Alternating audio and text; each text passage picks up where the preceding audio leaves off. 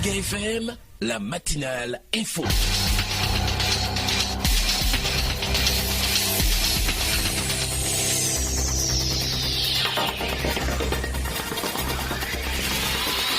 Très bonne journée à toutes et à tous. Bonjour et bienvenue au journal sur Waga FM. Voici la une. Les étalons du Burkina Faso sont qualifiés pour la CAN 2007. Ils ont en effet battu hier au stade du 4 août de Ouagadougou le Botswana par 2-1. Installation du maire de l'arrondissement 6 de Ouagadougou, celui également de la commune rurale de Samba, a été installé le week-end. Explication dans ce journal. Que s'est-il passé cette semaine à Marcoy dans la province de Loudalan? Vous le savez déjà qu'une attaque a eu lieu au poste douanier de la dite localité. Nous verrons cela tout à l'heure avec Mathias Tanquano, avec Mathias Kwadiogo. Il est le secrétaire général du syndicat national des travailleurs de douane. Il est l'invité du journal. Une fois de plus, bonjour et bienvenue.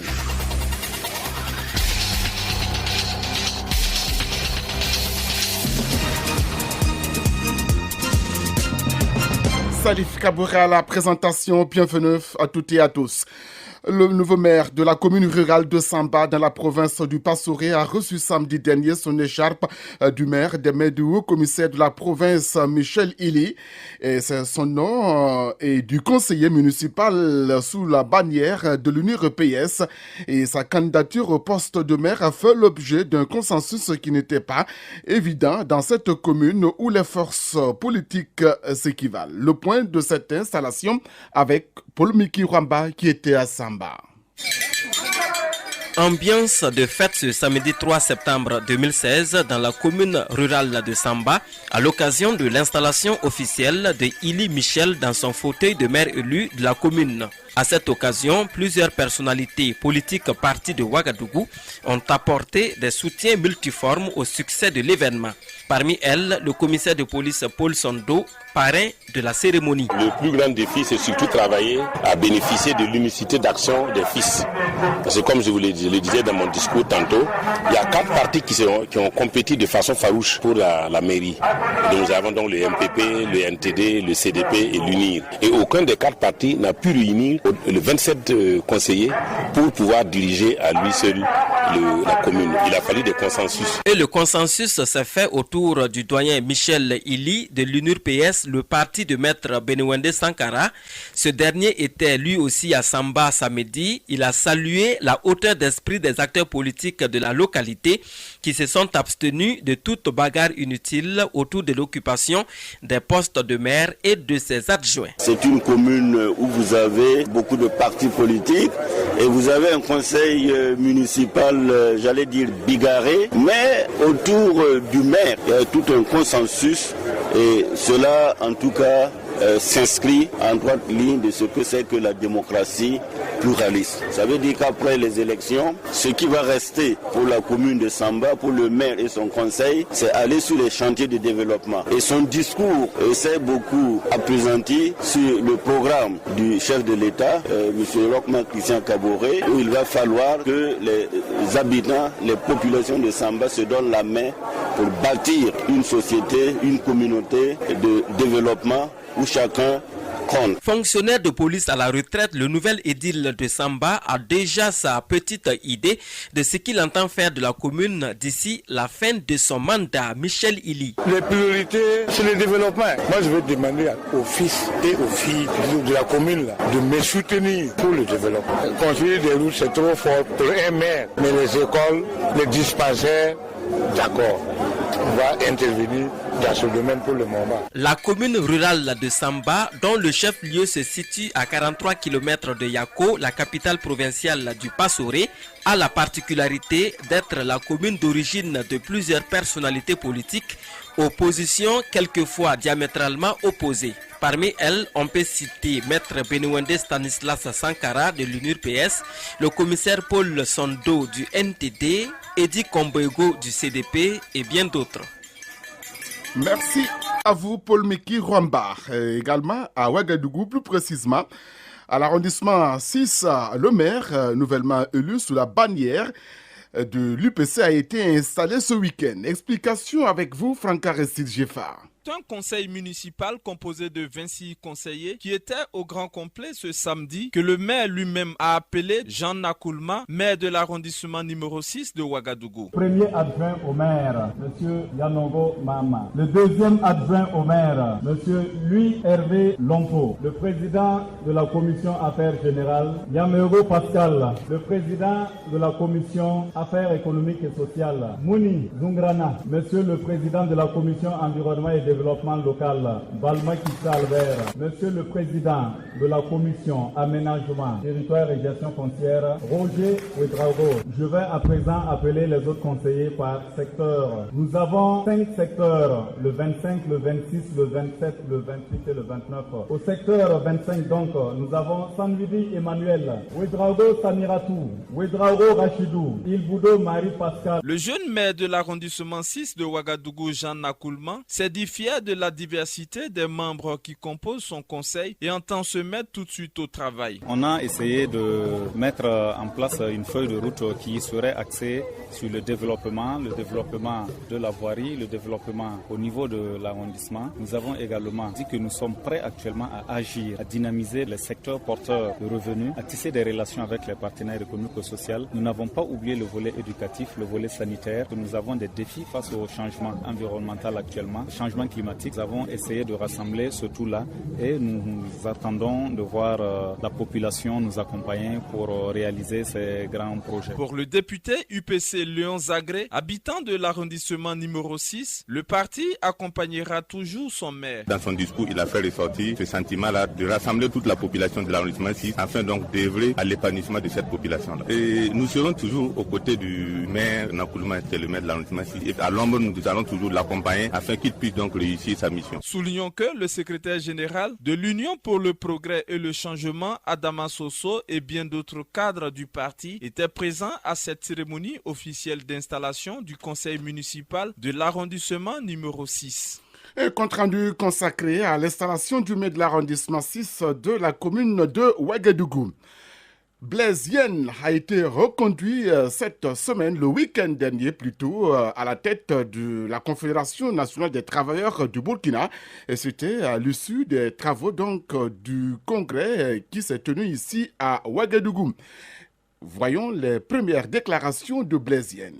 2 jours d'intenses concertations, d'intenses débats et de réflexions ont permis d'aboutir à l'adoption du rapport d'activité, du rapport financier du bureau sortant. Nous avons également pris 9 résolutions et adopté des nouveaux textes fondamentaux qui vont régir désormais notre organisation. Beaucoup de défis, c'est véritablement la prise en compte des préoccupations des travailleurs. Comment les prendre en compte et pouvoir les résoudre. Et c'est comme notre thème le dit, il faut renforcer d'abord la CNTB pour défendre les droits des travailleurs et faire la promotion du travail décent. Comment renforcer la CNTB? C'est d'abord regarder à travers notre fonctionnement au niveau de nos statuts et nos règlements. Donc il y a eu de grands changements au niveau du statut, puisque au lieu d'avoir un bureau de 27 membres, nous avons un bureau exécutif de 13 membres. Au lieu d'avoir un bureau national confédéral de 27 et quelques membres, nous avons aujourd'hui plutôt un conseil national. Et au sein de ce conseil national, tous les premiers responsables des structures de la CNTB siègent au niveau de ce conseil national. J'aime à le dire, c'est comme notre Assemblée nationale. C'est eux qui doivent décider maintenant, puisqu'ils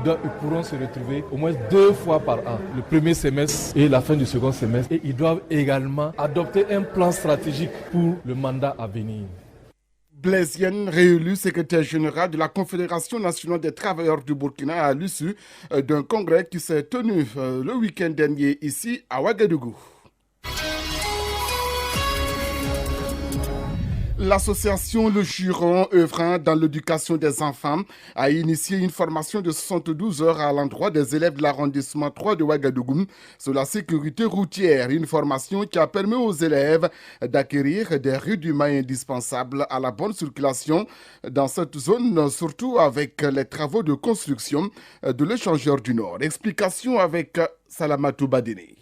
Usager de la route est celui qui en circulant reste prudent, patient, vigilant et courtois, puisque la vie n'a pas de prix. La vie n'a pas de prix. Ces enfants l'ont compris grâce à ces 3 jours de formation. En cette rentrée scolaire qui s'annonce, il était opportun d'initier les enfants au code de la route, selon Mahamadi Badini, président de l'association Le Giron. La formation organisée à l'intention des enfants des scolaires du primaire, nous la trouvons juste parce qu'ils sont exposés aux accidents de la circulation. Alors nous les avons outillés en rudiments essentiels pour leur permettre de circuler en toute quiétude. Il faut outiller les enfants, il faut les éduquer à bas âge et là ils grandiront justement avec de bons comportements.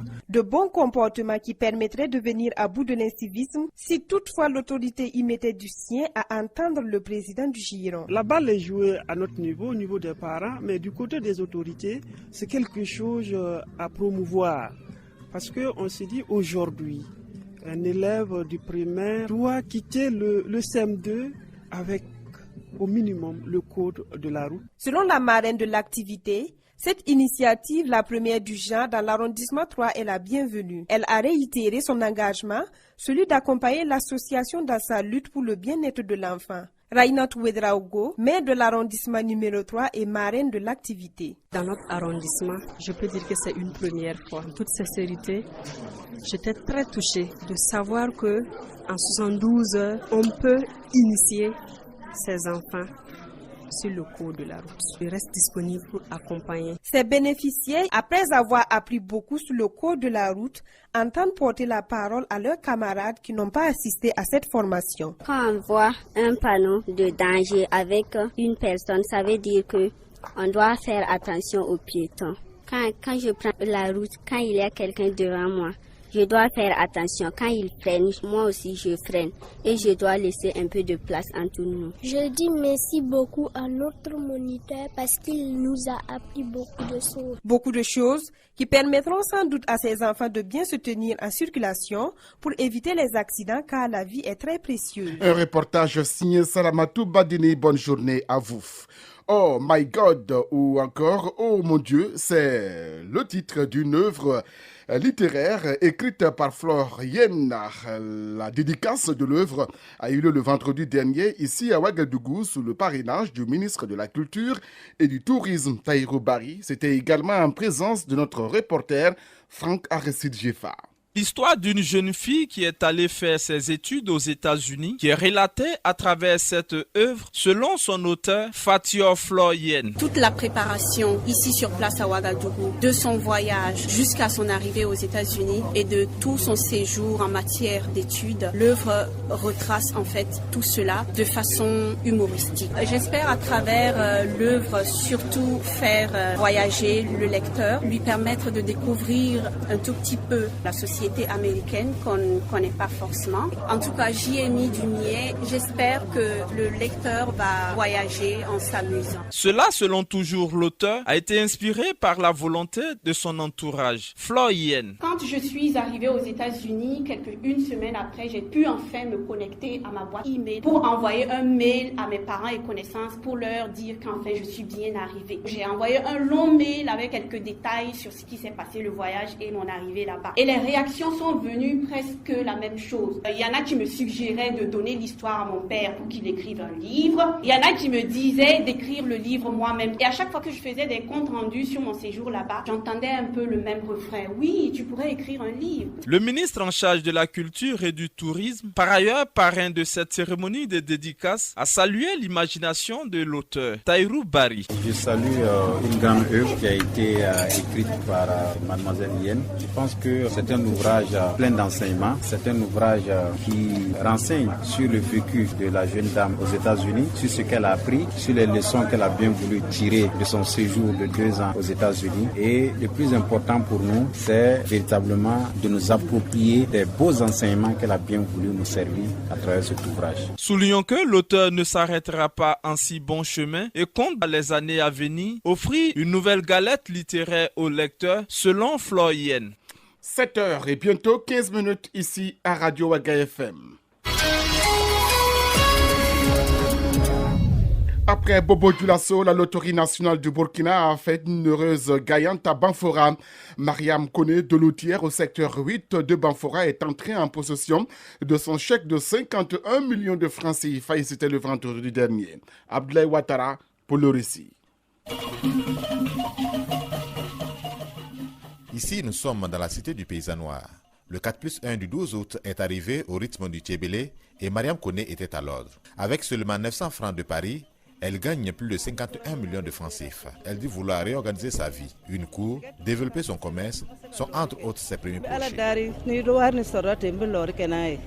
Léontine Zagré, le gouverneur des Cascades, tout en félicitant sa sœur, lui prodigue des conseils.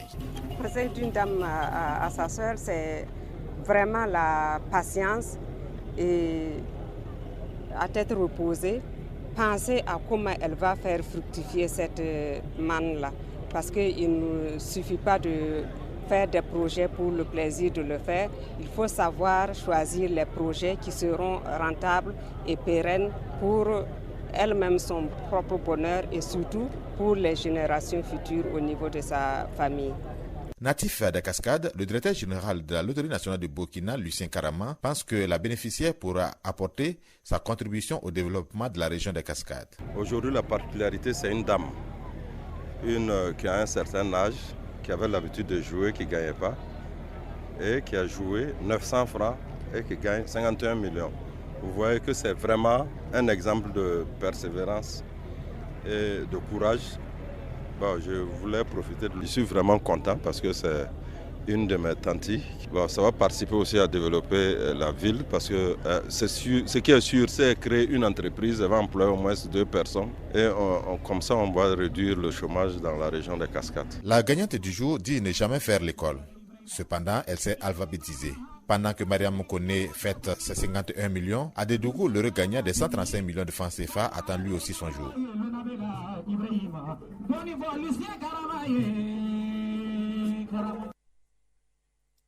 Un compte-rendu signé Abdoulaye Ouattara sur place à Bobo-Dioulasso, mais qui était à l'occasion à Banfora. Le samedi dernier, l'Onatel SA a initié une formation à l'endroit de ses revendeurs et détaillants. L'objectif de cette formation était de renforcer les capacités de ces acteurs et c'était à l'École nationale des télécommunications Arsène Konditamde. De mots constitue un des défis majeurs en matière de droit.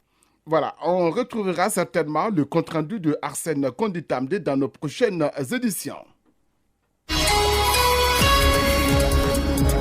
Passons maintenant au sport et c'est du football avec cette brillante victoire, même douloureuse, des étalons du Burkina Faso. Eh bien, c'était hier dimanche ici à Ouagadougou face aux zèbres du Botswana. Les Burkinabés sont en effet qualifiés pour la CAN 2017 en battant le Botswana par 2-1. Explication de cette rencontre avec Franck Aristide Gieffard. Sous une pluie battante que les étalons du Burkina Faso se sont imposés dans le temps additionnel. Banou Diawara, le sauveur d'un soir, se dit fier de la prestation et de la combativité de toute l'équipe. Le sauveur du Burkina, c'est trop dit, puisque c'est pas moi seul qui ai marqué, c'est pas moi seul qui ai travaillé, c'est toute l'équipe, c'est tous mes camarades qui ont bossé dur jusqu'à la 90e minute. Même les supporters ont fait des partitions. Et si j'ai eu la chance de marquer le deuxième but, ça ne veut pas dire que je suis le seul sauveur. Moi, quand je viens en sélection, c'est toujours travailler dur pour aider l'équipe, même si je ne débute pas le match, même si je suis sur le banc, c'est de rester toujours concentré à chaque fois quand tu as la chance, même si c'est 1 minute, de montrer ce que tu as dans la jambe et dans la tête. Le plus important, c'est de rester toujours positif. Pour Paulo Duarte, le sélectionneur national, le jeu collectif a été déterminant dans cette victoire. Franchement, je pense qu'aujourd'hui, je me sens dans la plénitude d'une grande famille. Je suis sûr, jusqu'à arriver ici à 2009, je pense, à 2007, c'est le meilleur première mi-temps qu'on a fait dans cette stade, devant un public fantastique, devant un speaker fantastique, devant une équipe fantastique. Je peux citer Pietrapa qui a joué avec le Palo, je peux citer Kone qui a joué avec une quadrature, je peux citer que pendant le match, Dayo a joué avec une quadrature. Et ça nous a donné beaucoup de stimule. On a passé le message aux joueurs qui cessent seulement à souffrir pour ce pays. Le capitaine des étalons du Burkina Faso, Bakary Kone, salue cette victoire, mais accuse quelque peu l'arbitrage. C'est vrai que le pénalty qu'il a victime contre nous, c'était un pénalty un peu injuste, c'était un match qu'on maîtrisait, on s'est remobilisé, on a vu le temps, le changement de temps qui n'était pas prévu, on s'est mobilisé et je pense qu'on a fait les efforts qu'il fallait et au bout on a eu la victoire. On s'est vraiment préparé pour ça parce qu'on savait que les Botswanais ne venaient pas pour nous faire, il ne fallait pas prendre le match à la légère. Mais vous savez, le football aujourd'hui, il y a plus de petites nations, à nous de donner tout pour être le meilleur. Quant au coach du Botswana, il se félicite de la prestation de son équipe, Peter Luther. Players like your players who are earning hundreds of thousands. Bon, on est venu ici pour montrer qu'on est vraiment fiers de notre équipe et que je suis même fier de moi-même comme un bon entraîneur. Sérieusement, on vient d'un pays qui est tellement tout petit, mais on est vraiment fiers de nous-mêmes. J'ai un groupe de joueurs qui est vraiment fier de nous-mêmes. Aujourd'hui, on est vraiment fiers de ce qu'on a fait. Techniquement, on était vraiment le meilleur aujourd'hui. Il faut quand même apprécier le Burkina Faso. Vous avez de bonnes joueurs. Mais au fond, on connaît bien ce qui se passait aujourd'hui. Mais je ne veux pas dire le Burkina Faso c'est une bonne équipe, bien sûr, mais on a vu ce qui se passait aujourd'hui. Mais bon. Rappelons que les Botswanais ont terminé la rencontre à 9-11. Eh bien, une qualification bien réussie, c'est l'essentiel. Le plus important, c'est donc de faire des étalons du Burkina Faso une équipe qui se battra véritablement à la CAN 2017 au Gabon. Waga FM, l'invité du journal. Et que s'est-il passé le week-end dernier à Marcoy, dans la province de Loudalan, où une attaque a eu lieu au poste douanier de la dite localité? Nous avons rencontré le secrétaire général du syndicat national des travailleurs de douane du Burkina, Mathias Kadiogo. Mathias Kadiogo, bonjour. Bonjour. Vous êtes le secrétaire général du syndicat national des travailleurs de douane, Sinatra. Vos collègues ont été attaqués en fin de semaine à Marcoy, c'est dans la province de Loudalan. Que s'est-il passé? Les agents s'étaient regroupés comme d'habitude au bureau pour les repas du soir avec leur chef, lui-même chef de poste. C'est lorsqu'ils venaient de finir de manger que ces individus sont présentés devant eux et ils ont ouvert le feu sur eux, alors ils s'attendaient à rien. Donc, c'est un effet de surprise totale. C'est une action à laquelle les agents ne s'y attendaient pas. Et véritablement, il a fallu qu'un agent, alors même qu'il était blessé, prenne son courage pour empoigner l'arme du service et essayer de riposter. Et c'est là maintenant qu'il a réussi à faire partir les délinquants. Sinon, ils auraient dû tous perdre la vie parce que il y a un des délinquants qui a progressé vers eux pour vérifier leur état de vie. Il a fait de les achever. Heureusement que lui, il n'était pas très loin de l'arme, il a pris son courage à deux mains. Et à ce moment même, le délinquant a réussi à tirer encore sur lui, il a saisi sa jambe et s'est retrouvé avec plusieurs fractures quand même. Mais il a pu quand même riposter, il a blessé même un des délinquants. Les délinquants sont arrivés comment? Les délinquants sont passés à motocycle quelque part du bureau et en allant vers les habitations. Et même, ils ont réalisé par la suite que c'est les mêmes gens qui passaient. En temps, la moto s'est éteinte, il s'est arrêté et ils se sont dit que ce sont les gens qui venaient de la ville. Ils sont revenus à pied.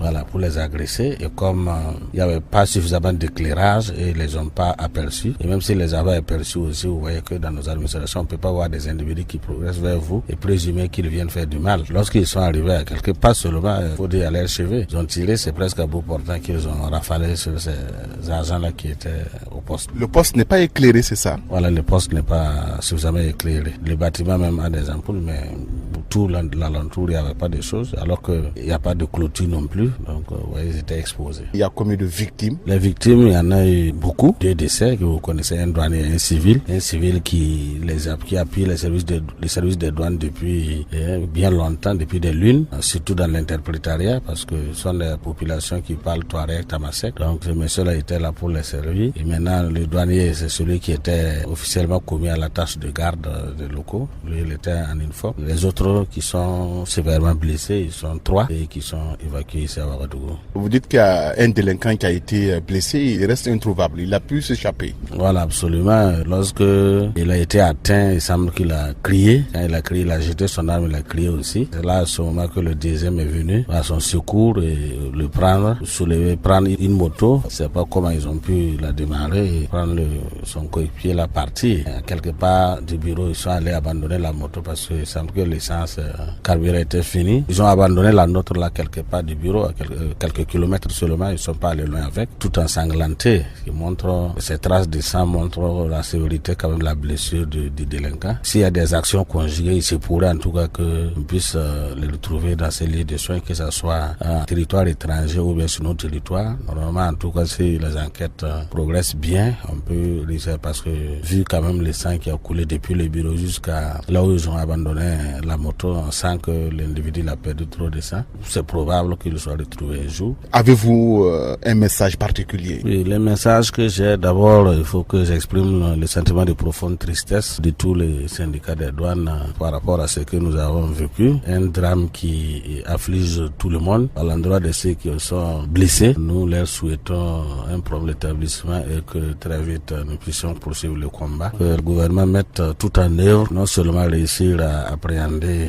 ces délinquants pour que justice soit rendue, mais aussi prévenir, prendre des dispositions pour prévenir ces genres de crimes. Parce qu'au Burkina, nous avons subi pas mal d'attaques à la gendarmerie, à la police, et maintenant c'est la douane, et c'est à peu près les mêmes modes opératoires. C'est là intéressant quand même que le gouvernement développe de nouvelles stratégies. Vous savez que quand vous êtes commis à des tâches comme celles que exécutent les corps détenus, et c'est assez compliqué. Et si vous perdez le moral, ça devient compliqué. Et il faut que le gouvernement, de mon point de vue personnel, développe les renseignements. On renforce le système de renseignements, ça pourrait permettre de prévenir ce genre d'attaques. Ce n'est pas des armes qui ont manqué pour ces cas précis. Nous avons les armes, mais ça aurait été mieux que l'acte préparatoire soit anéanti depuis le début, ou bien au moment où il y a un début d'exécution, on puisse annuler cette exécution. Mathias Kadiogo, secrétaire général du syndicat des travailleurs de douane du Burkina, il était l'invité du journal. 7h26 ici à Radio Waga FM. Place à la chronique du jour avec Serge Ekra de la Force. Souvent, quand je m'assois et puis je réfléchis jusqu'à... Je dis vraiment merci à Dieu, quoi. Oui, je suis sérieux, hein. Pour une fois, s'il vous plaît, ne riez pas. Ne souriez même pas. Quand je regarde tout ce que le Yenega a connu, et puis aujourd'hui, on est assis ici, en train de bavarder, ben, en tout cas, je suis sûr d'une et une seule chose, c'est que quoi qu'on dise, nous au Yenega ici, Wallahi, on vaut mieux que certains. Bon, mais comme comparaison n'est pas raison, je vais laisser tomber. Mais vraiment, élection là-haut, entre nous, dites-moi, c'est devenu une affaire de conviction pour les peuples ou bien c'est simplement un point de défection pour les dirigeants? Bon, je ne sais même pas pourquoi je vous dérange avec mon gros français. C'est devenu un classique, hein. Chaque fois qu'il y a élection, c'est dans l'ordre des mots qui suit. Recensement, campagne, vote, dépouillement, résultat provisoire, autoproclamation, proclamation, contestation, manifestation, répression, bilan. Et maintenant, un autre mot s'ajoute au lexique. C'est séquestration. On en est arrivé jusqu'à là. Voici que par la force des choses et par la puissance de la nature électorale, je me retrouve face à face avec un certain dirigeant dans un certain pays où il y a une certaine incompréhension, la même qui survient partout. Monsieur Tougoudou, bonjour. Bonjour, petit journaliste. Alors, l'autre dit qu'il a gagné et depuis là, il n'y a pas la...